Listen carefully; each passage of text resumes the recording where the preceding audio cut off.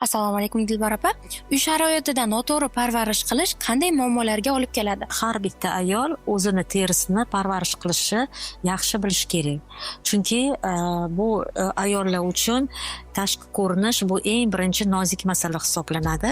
O'shaning uchun buni ozgina bo'lsa ham teri haqida tushuncha bo'lish kerak. Terini tuzilishi haqida, terini xususiyati haqida har bitta ayol ozgina bo'lsa ham bilimga ega bo'lishi kerak.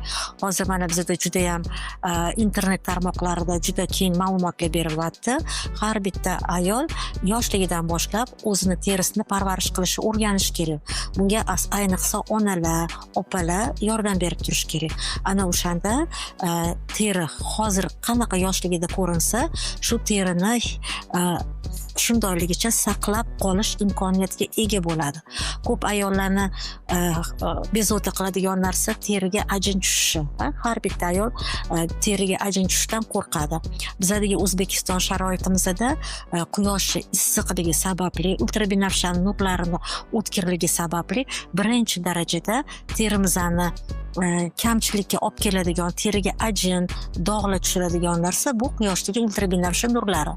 Shuning uchun uy sharoitida quyosh nuridan saqlash uchun maxsus parvarishlar qilinsa, uy sharoitida har bitta ayol terini tashqi muhitdan, yomg'irdan, shamoldan, issiqdan saqlash qoidalariga rioya qilinsa, terini ko'rinishi, terini sifati ancha vaqtgacha go'zalligi qoladi. Opa, tashqi kosmetolog xizmatidan erkaklar ham foydalana olishadimi? Bizda hozircha faqat ayollarni kosmetologiyada parvarish qilish yo'lga qo'yilgan, lekin o'ylaymanki yaqin orada bu masala ham ko'rilyapti.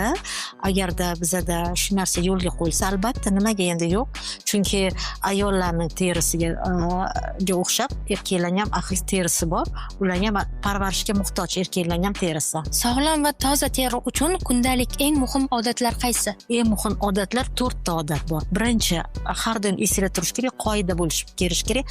Har bitta nafaqat ayollar, erkaklar terini birinchidan parvarishida ahamiyat beradigan narsamiz terini toza tutish, uni himoyalash, uni parvarishlash, ya'ni doimiy ravishda niqoblar, har xil kremlar bilan parvarishlash va toza tutish. Mana shu 4 ta narsaga ahamiyat berilsa, terimizda doimo yaraqlab turadi, chiroyli bo'lib, taranglashib, ajin tushishi oldi olinadi.